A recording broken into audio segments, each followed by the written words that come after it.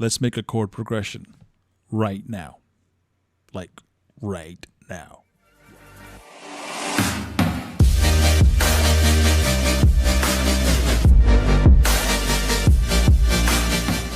Okay, so what I've got so far is I've gone ahead and imported Contact with a piano. It's kind of loud, but yep, that's it. And I've gone ahead and all I've done so far is chosen a scale. I've chosen F minor. So these are the keys in F minor. Anyways, so the reason I do this is I go ahead and put down the F minor scale. By the way, I have MIDIs for all this stuff, so I don't have to keep doing it every single time I punch something in here. I do this so that I can lock this piano roll to F minor.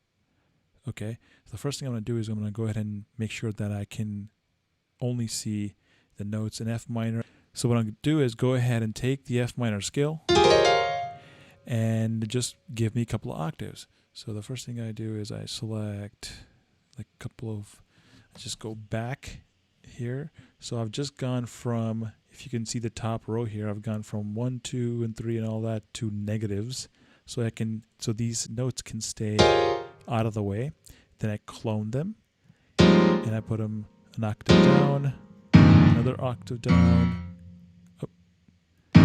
clone them again, an octave up. So I've just basically taken up about 4 octaves. Usually that's what I need. So once I've taken up 4 octaves with the F minor scale, I'm gonna go ahead and press that fold button on top. What that does is makes sure that I can only see F minor scale in the whole piano roll. So here we go. Oh, select one bar. So 1.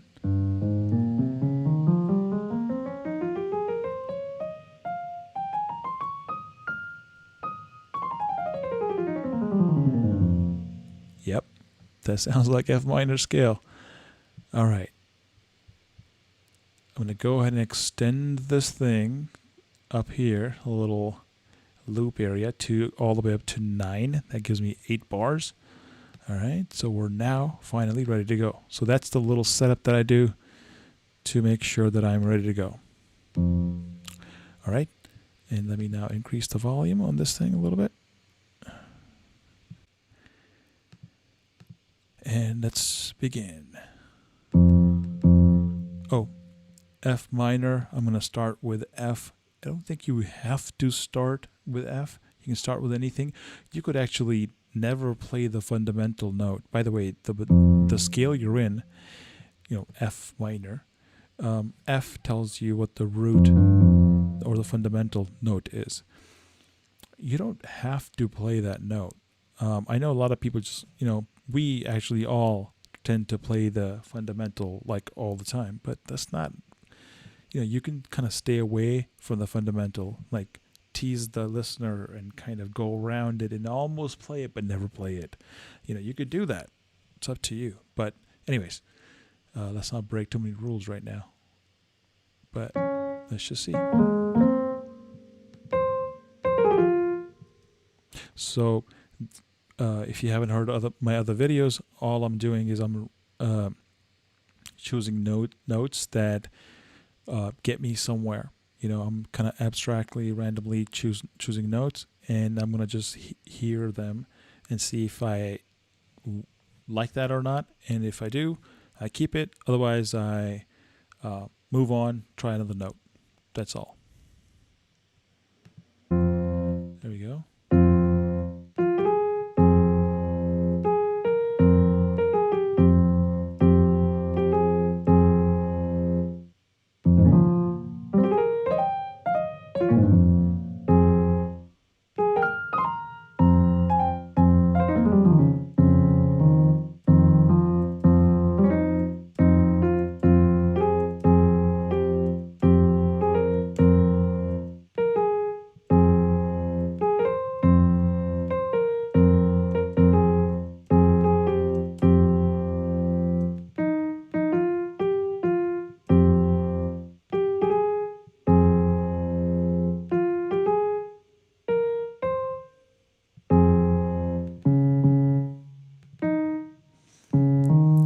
by the way, when you're, plumping these notes down here, be careful not to select a note and a note half step away from it. They will give you a problem. Like, let's see this one.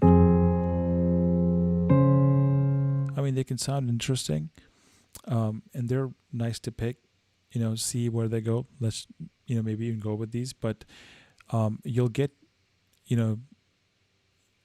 I think there are phase issues based on this frequency and this frequency. They're too close to each other, but you can get some interesting results. So yeah, experiment, but just know that if you hear a clash, if you hear something odd, just check to make sure that you don't have notes next to each other.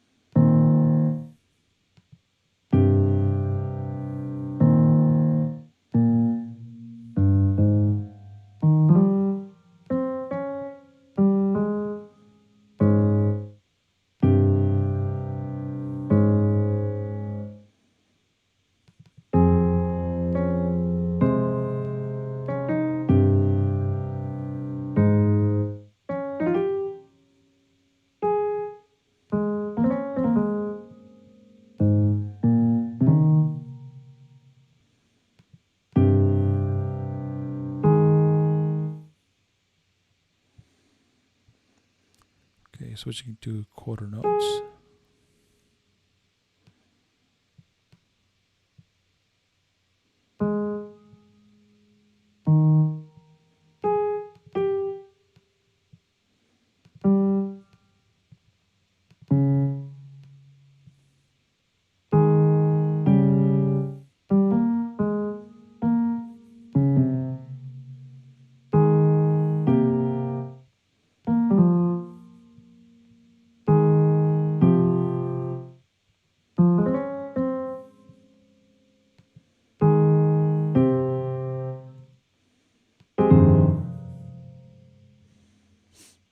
I just duplicated the first half.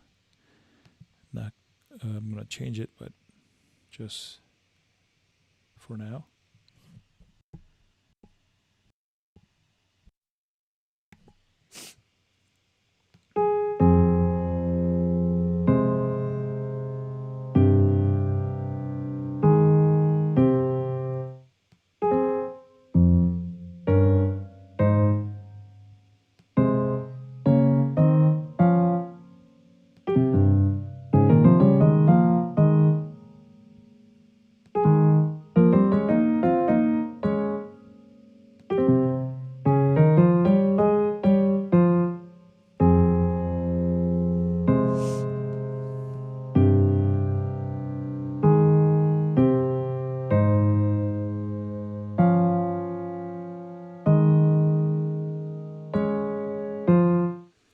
So what I did there was I just duplicated the first half and then moved the notes as they were.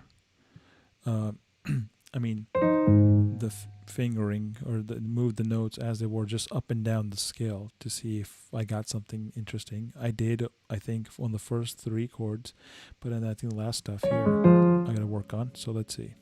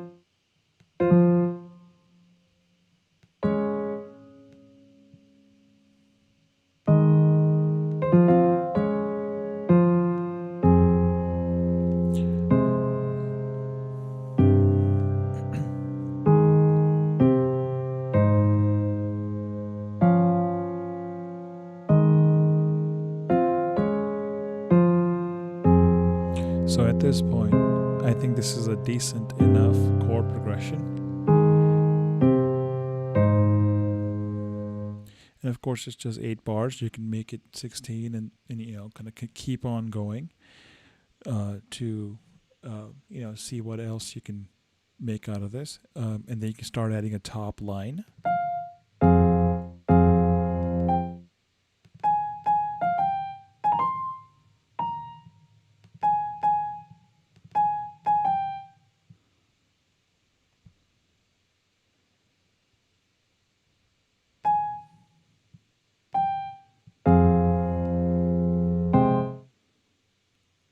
So as I'm doing this, I'm thinking it would be nice if it went dun dun dun.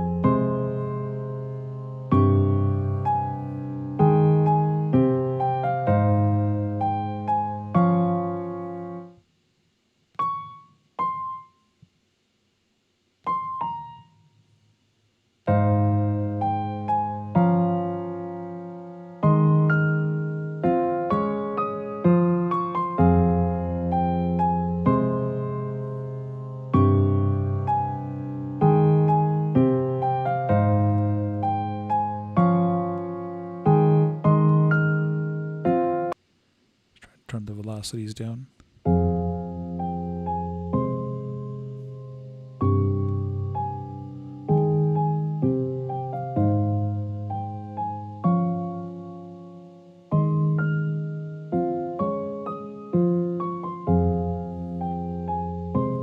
So, okay. And then, of course, we can do quite a bit with effects. We can, for example, put arpeggiators.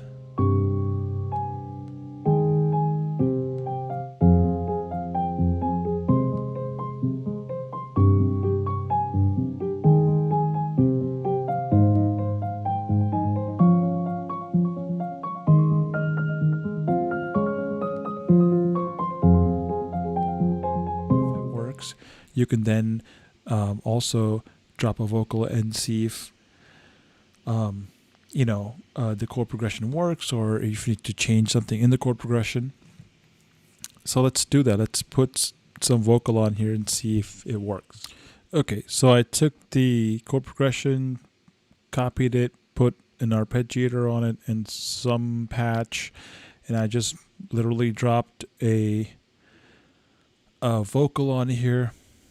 I actually dropped a G sharp major vocal, so that's the relative major of F minor, and I just literally took a drum loop and dropped that on here. So, and then just basically messed around with the actual volume of each track, the gain, and then kind of just put some reverb on things, and so it sounds like this. If only I could see the pictures in your mind, and all the shapes and colors you can see combined. Your inventions of good intention, leave the viciousness behind. If only I could see the pictures in your mind. So yeah, and that was a couple of minutes of work, and you have something going that's musical and it's kind of working. So yeah, that's the idea. Sit down and start working on it. That's basically it. You don't need anything else. You don't need to read a book. Just start and trust your ear. Just get something going. And no, that wasn't the best progression ever. That wasn't the best use of that vocal, but it was something. And eventually you'll get better and better and better at creating these faster, and you'll also take the vocal and then, create a sound around that. So yeah, try it out and see how you like it.